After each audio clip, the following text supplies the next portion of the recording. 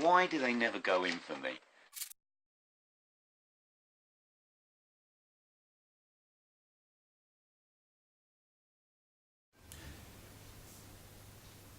The Human League's Dare, one of the great albums of the 80s that helped blow open the door that allowed the second British invasion into the US charts in the early 80s. In the late 70s, there was an explosion in the use of synths and electronics to make music. Although the mainstream tended to use synths as more of a background instrument to add tone, there was a band of outsiders who were writing brusque and noisy avant-garde music. One of these was the Human League. These bands laid the groundwork for synth pop to break into the charts in 1979 and 1980. At first it was outsiders to the scene such as Gary Newman and Depeche Mode who led the way, but in 1981 one of the original post-punk synth bands produced an album that provided the basis for the Paul Morley coined term new pop. Dare was built upon the rockiest of foundations. Due to musical and personal differences, the League had split into two on the eve of a European tour. Heaven 17 went their own way, leaving Adrian Wright and Phil Oakey with not much more than the name of the band and a pile of debt. The music press completely wrote them off, as all the talented members had left. Regrouping in Sheffield, Oakey famously found two teenage girls, Jo Catherall and Susan Sulley, in a nightclub in Sheffield. After approaching their parents, the two joined the band as vocalists. After the tour, Oakey decided that a change in sound and fortunes was desperately needed. Neither Oakey nor Wright had much experience programming or playing, so they recruited Ian Burden and Joe Callis to join the band to provide that musical impetus. Dare was the band's third album. It was released in October 1981 and hit number 1. On release in the States, it reached number 3.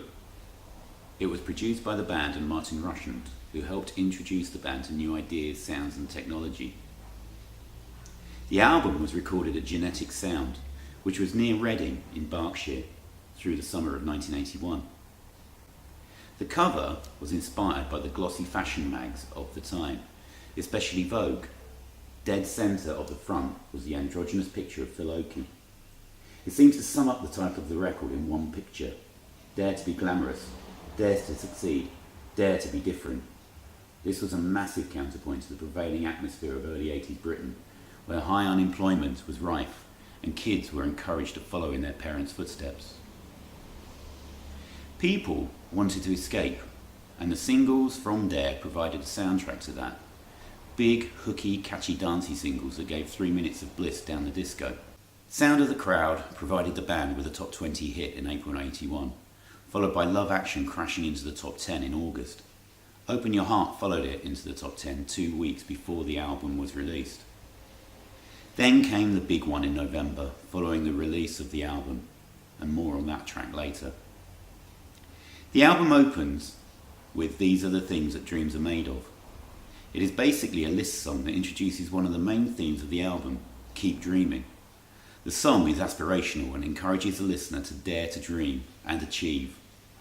The track sets the musical tone for the album with its soaring, upbeat keyboard and hooks, and simple but memorable choruses. The positive feel continues with the second track, Open Your Heart, which carries on the message of being open to experience and emotion. A solid dancehall rhythmic basis anchors everything, but there is a sense of space to the sound of the record. Joe and Suzanne's vocals add a sense of lightness to the deep baritone vocals of Oakey. The next track, The Sound of the Crowd, opens like much of the album with a lockdown drum pattern. The song conveys more positivity. Get out, join in, have fun, experience life, dare. That this can be scary is seen in the doomy, more downbeat bridge to the song. The album follows this more downbeat feeling with the next track. Darkness is a tale of facing your nighttime demons. It opens with a synth line and Oakey's voice showing the uncertainty captured by the song. No immediate drum patterns here, and it provides a welcome counterpoint to the first 3 songs. The song could also be seen as Oakey casting off the shadows of the previous incarnation of the League and striving for a new future. Side 1 closes with Do or Die. The drum intro is back and the whole song has an almost Scar-like feel due to the main repeating synth riff. The song reignites the upbeat message, imploring the listener to take chances and change your life. Side 2 opens with a brief intro in the form of a brooding cover of the theme from the Michael Caine movie Get Carter. For me, it's indelibly connected to the next track, I Am the Law, which was inspired by Judge Dredd from the comic 2000 AD. Oki has said that this was supposed to be a positive song about the social apparatus that protects us, such as the police and the judiciary, but the ominous tone of the song puts me much more in mind of Orwell's Big Brother. It is the voice of authority stopping people living out their dreams or daring to make things better. The third track on side 2 completes a mini suite of songs that seems to represent the converse of what happens when you try to dare. Seconds deals with the shooting of JFK. Crashing in on a booming drum intro, it is about the havoc that can be wrought with an action that literally takes seconds. The song is overlaid with spare keyboard lines emphasising the space and openness of the entire album. This openness is also highlighted over the course of the album by the two female vocalists providing a counter to Oki's deep baritone. Love Action comes next, opening with a single repeating synth pulse. It maintains a positive lyrical theme of the album, telling us to open ourselves to experience. The final song on the album is one of the best and most successful singles of the 80s. Don't You Want Me was the 1981 Christmas #1 in the UK and was inescapable, just as well as it's so good.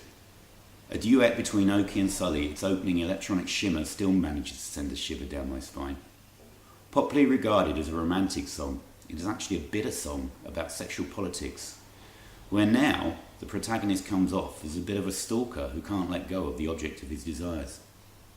It is the perfect closer to a nigh-on-perfect album, but it was placed in that position only because Oki didn't really like the song and shoved it last. Ironically, this possibly makes the album even stronger.